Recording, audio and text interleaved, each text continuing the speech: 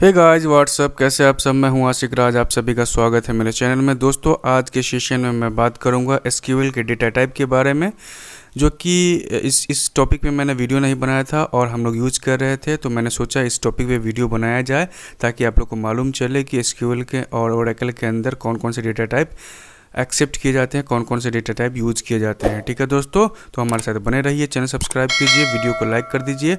अगर पहली बार आए हैं तो चैनल ज़रूर सब्सक्राइब कर दीजिए और दोस्तों के साथ शेयर कर दीजिए। ठीक है, तो चलिए अब स्टार्ट करते हैं पढ़ाई।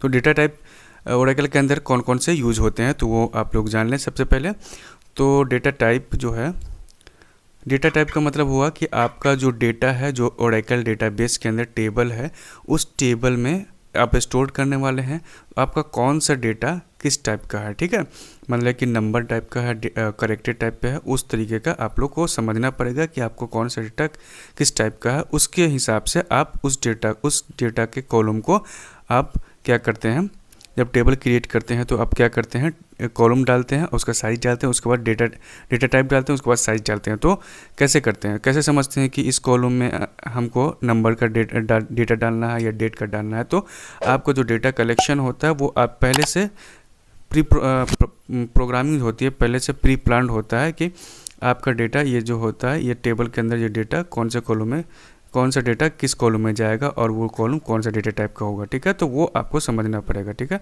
जो भी डेटा, जैसे कि कोई डेट ले लिया कि उस डेट को ये काम हुआ था, तो वो डेट अगर लेना है तो डेट डेटा टाइप का होता है।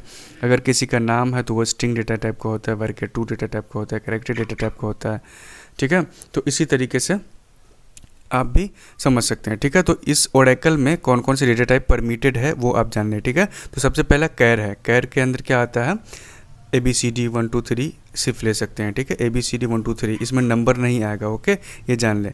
var2 के अंदर नंबर और कैरेक्टर दोनों आप ले सकते हैं। ओके, कैर के अंदर सिर्फ कैरेक्टर आएगा, ABCD अल्फ़ाबेटिकल चीज़ आएगा, और var2 के अंदर नंबर वाला भी ले सकते हैं और कैरेक्टर वाला भी ले सकते हैं। ओके, var2 के अंदर। उसके बाद नेक्स्ट है नंबर डेटा टाइप। तो कोई भी 1 2 3 100 200 500 जो भी नंबर का डेटा होगा वो उसको हम लोग जब डिफ़ाइन करेंगे, जब टेबल क्रिएट करेंगे तो कॉलम को कैसे डिफ़ाइन करेंगे, ये कॉलम नंबर डेटा टाइप का है, तो इस कॉलम के अंदर सिर्फ नंबर वाला डेटा ही इंसर्ट होगा। Okay, next date data type है। तो डेट का आप समझ लें कि डेट डेटा टाइप क्या होता है। तो डेट का जो भी डेटा होगा, जैसे कि 15 दिसंबर 2020 या 15 अगस्त 2020, इस तरीके का डेट होगा, डेट डेटा टाइप। तो आप उसको, जो भी डेट का डेटा होगा उसको आप डेट डेटा टाइप के अंदर स्टोर करेंगे। ओके, तो वो जब भी कॉलम बनाएंगे तो ये मान लिया कि ये ट्रांजैक्शन डेट और डेट डेटा टाइप का। ओके, तो आप जब भी टेबल बनाएंगे तो ये सब ध्यान रखेंगे। ओके, और नेक्स्ट टाइम स्टैम्प। तो टाइम स्टैम्प क्या होता है, जब भी कोई भी देखते होंगे टाइम स्टैम्प के अंदर आवर्स, मिनट और सेकेंड और मिली सेकेंड वो सब होता है उसके अंदर। तो वो उस तरीके का अगर कोई डेटा है, जैसे कि कोई रनिंग वगैरह होता है, कोई दौड़ वगैरह होता है कि इतने टाइम में इतना करना है, तो वो आवर्स और मिनट, सेकेंड और मिली सेकेंड वो सब को किया जाता है। उसके बाद बीलॉब है, बाइनरी लार्ज ऑब्जेक्ट। तो बाइनरी लार्ज ऑब्जेक्ट जो होता है वो large object binary data type के लिए होता है, और सीलॉब होता है कैरेक्टर लार्ज ऑब्जेक्ट के लिए। और नेक्स्ट होता है यूजर डिफाइंड डेटा टाइप।